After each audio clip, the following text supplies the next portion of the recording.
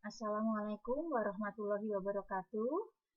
Selamat berjumpa kembali bersama Ibu dalam pembelajaran IPA kelas 8 semester ganjil tentang sistem gerak manusia.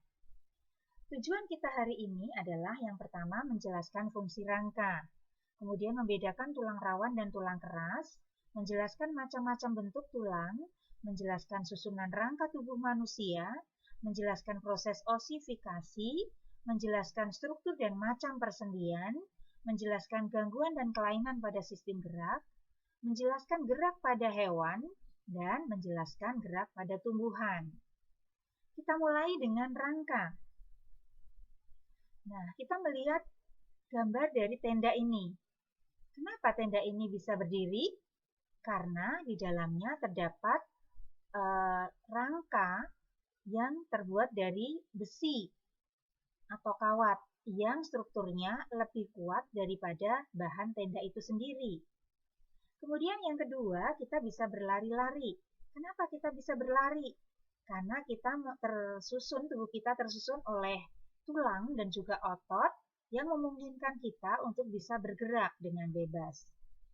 Jadi, fungsi rangka di sini adalah memberi bentuk dan menopang tubuh, melindungi organ dalam, tempat menempelnya otot, dan pada tulang tertentu sebagai tempat pembentukan sel darah.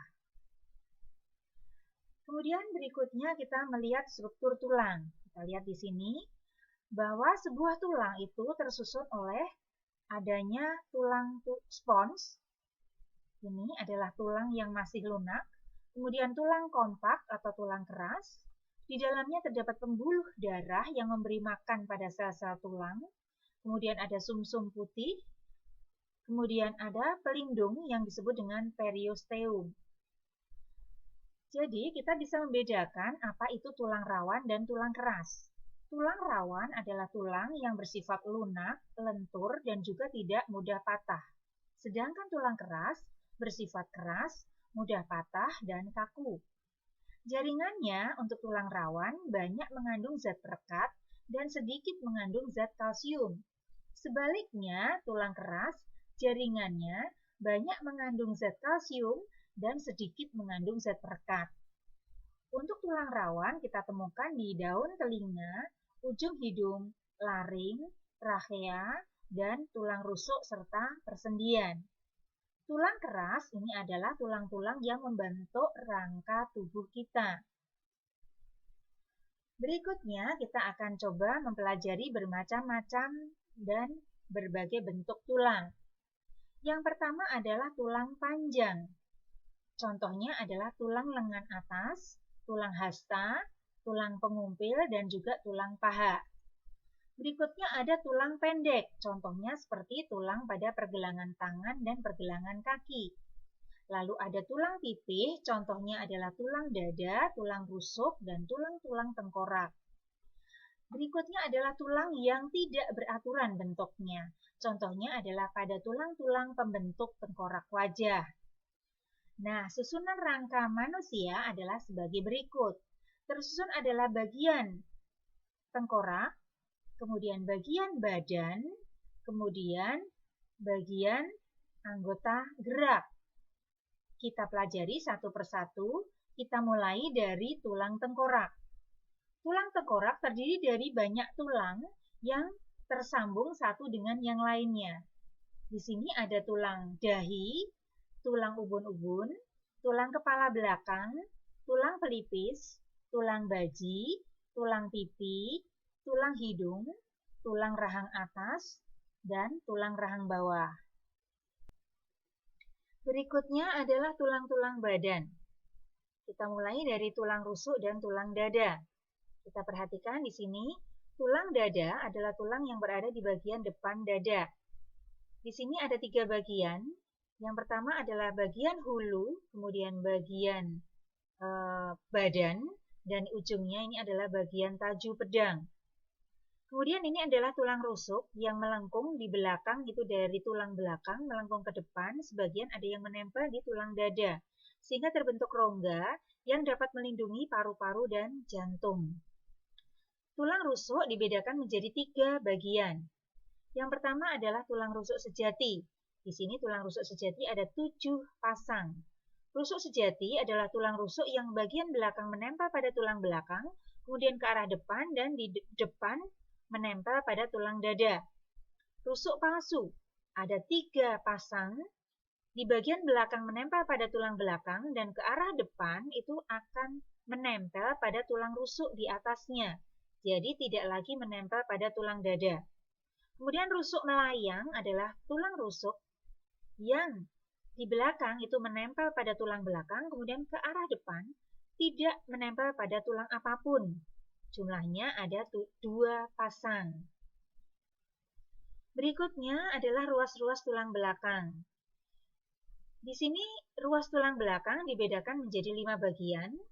Dari yang paling atas adalah 7 ruas tulang leher, yang kemudian bersambung dengan 12 ruas tulang punggung, lalu 5 ruas tulang pinggang, 5 ruas tulang kelangkang, dan 4 ruas tulang ekor yang bersatu. Kemudian di sini kita melihat ada gelang bahu. Tulang bahu atau gelang bahu ini terdiri dari tulang selangka yang melengkung ke arah depan, kemudian ada tulang belikat di bagian belakang. Lalu gelang panggul tersusun oleh tulang usus, tulang duduk di bawah, dan tulang kemaluan di bagian depan. Di belakang ditutup oleh tulang ekor yang membentuk rongga. Kemudian berikutnya adalah tulang anggota gerak yang terdiri dari lengan dan tungkai. Untuk lengan terdiri dari tulang lengan atas, kemudian 2 tulang di sini, ada tulang hasta dan tulang pemumpil. Kemudian di bawah ini ada tulang pergelangan tangan, tulang telapak tangan, dan ruas-ruas jari tangan.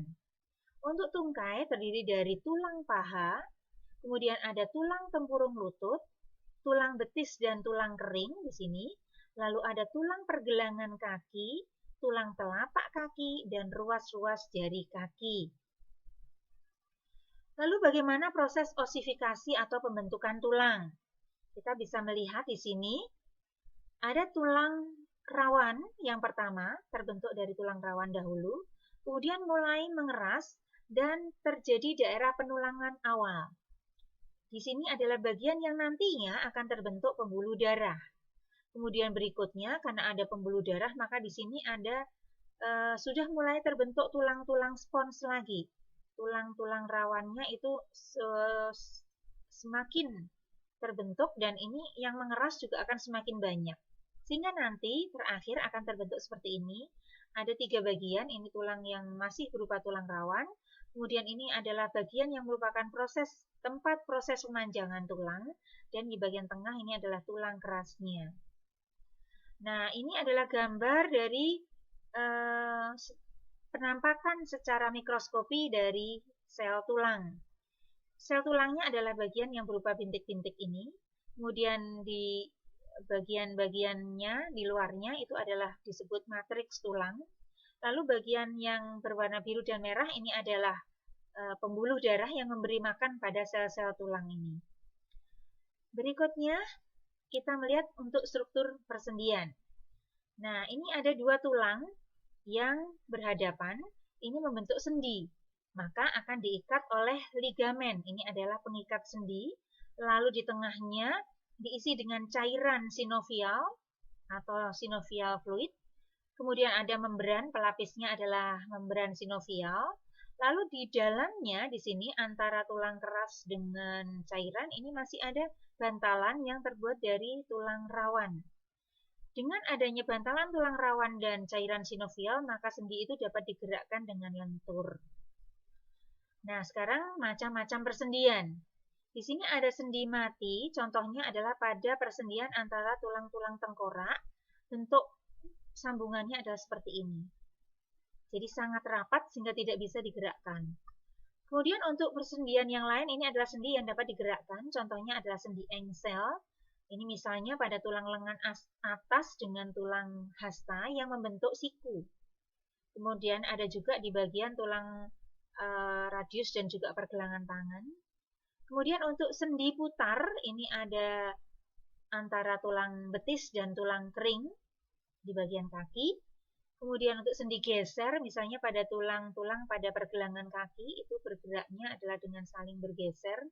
Lalu ada sendi peluru yang dapat digerakkan ke segala arah, contohnya adalah antara tulang belikat dengan tulang lengan atas yang membentuk bahu.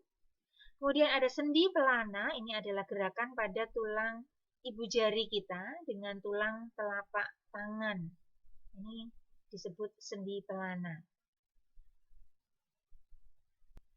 Berikutnya adalah tentang otot. Otot adalah merupakan alat gerak aktif. Sedangkan tulang itu adalah merupakan alat gerak pasif karena ototlah yang sejatinya menggerakkan tulang. Nah, otot manusia dibedakan menjadi 3 macam, yaitu otot polos, otot lurik, dan otot jantung. Perbedaannya adalah otot polos adalah otot yang membentuk organ dalam tubuh. Kemudian bentuknya adalah gelendong, di mana ada satu inti di tengah. Cara kerjanya adalah secara tak sadar atau tidak kita sadari. Otot lurik adalah otot yang melekat pada rangka tubuh kita. Bentuknya adalah berupa serabut dengan inti yang banyak dan berada di bagian tepi. Ini bekerja secara sadar atau kita sadari. Kemudian yang ketiga adalah otot jantung. Otot jantung adalah otot yang istimewa karena bentuknya dan fungsinya itu gabungan antara otot polos dengan otot lurik. Bentuknya serabut seperti otot lurik dengan satu inti di tengah. Kemudian cara kerjanya seperti otot polos, jadi tidak kita sadari atau secara tak sadar. Nah, berikutnya kita akan melihat tentang gangguan dan kelainan pada sistem gerak. Contohnya di sini adalah riketsia. Ini terjadi karena kekurangan vitamin D, sehingga nanti akan terlihat tulang-tulang anggota gerak itu tidak terlalu kuat menopang tubuh, sehingga akan bentuknya seperti ini. Kemudian osteoporosis. Ini disebabkan karena kekurangan kalsium. Bisa kita bedakan antara tulang yang sehat dengan tulang yang osteoporosis, di mana tulang osteoporosis itu banyak rongga-rongganya. Nah, berikutnya yang ketiga, ini adalah artritis atau reumatik. Ini disebabkan oleh metabolisme asam urat yang terganggu. Kita lihat perubahannya di sini yang semula tidak terlalu terlihat jelas kelainan pada tulang, tapi lama-kelamaan akan muncul pembengkakan pada daerah persendian. Nah, lama-lama akan bisa menyebabkan terjadinya pembengkokan tulang atau persendian. Yang keempat adalah fraktura atau patah tulang. Ini disebabkan tulang mengalami benturan yang keras sehingga bisa patah. Ini adalah patah yang terjadi di dalam, sedangkan ini adalah patah yang sudah menonjol keluar. Berikutnya tentang kelainan yang berikutnya adalah tentang kelainan yang disebabkan oleh kebiasaan yang salah. Ini menyebabkan tulang belakangnya menjadi terganggu. Yang pertama, skoliosis, di mana tulang belakang membengkok ke kiri atau ke kanan. Ini contohnya yang A. Lalu yang kedua, lordosis, tulang belakang membengkok ke depan. Ini jadi terlalu ke belakang tulang belakangnya. Jadi lehernya agak mundur ke belakang akhirnya. Kemudian yang ketiga adalah kyphosis, tulang belakang membengkok ke depan. Ini, jadi terlihat membungkuk. Berikutnya adalah tentang sistem gerak pada hewan. Kita melihat untuk hewan itu ada bermacam-macam tempat hidupnya. Jadi di sini kita coba cermati satu persatu. Gerak hewan di dalam air. Ini cirinya biasanya tubuhnya berbentuk torpedo atau streamline. Jadi ujungnya kecil, meruncing, membesar, kemudian mengecil lagi di belakang. Kemudian alat geraknya adalah sirip. Kemudian yang hidup di udara kebanyakan waktunya ini alat geraknya berupa sayap, contohnya pada burung. Kemudian yang ketiga adalah hewan-hewan darat. Ini keistimewaannya adalah mempunyai tulang dan otot yang kuat, jadi bisa berlari dan bergerak dengan cepat dan dalam waktu yang lama. Sekarang kita melihat untuk gerak pada tumbuhan. Gerak tumbuhan berbeda dengan gerak pada hewan. Untuk hewan gerakannya adalah gerak aktif, sedangkan pada tumbuhan gerakannya adalah gerak yang pasif. Yang pertama ini adalah gerak endonom. Ini adalah gerak yang terjadi akibat rangsangan dari dalam sel atau tubuh tumbuhan. Contohnya ini. Ini adalah gerakan dari kloroplas atau butir-butir hijau daun, di mana dia akan bergerak berputar, mengalir, terus menerus mengalir. Ini kalau diperbesar akan terlihat seperti ini. Ya, ini adalah gerakan yang terjadi di dalam tubuh tumbuhan itu sendiri dan rangsangannya juga dari dalam. Berikutnya adalah gerak higroskopis. Ini adalah gerak yang terjadi akibat terjadinya perubahan kadar air di dalam sel secara tidak merata. Contohnya adalah pada tumbuhan ini.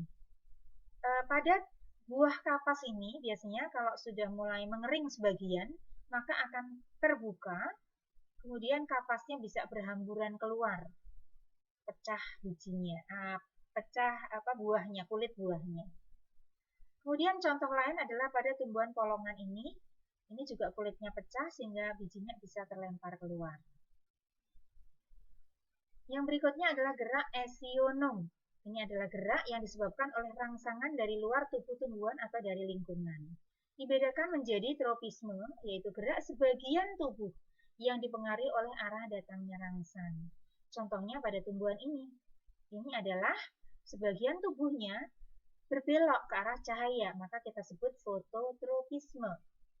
Berikutnya, taksis, yaitu gerak seluruh tubuh yang dipengaruhi arah datangnya rangsang.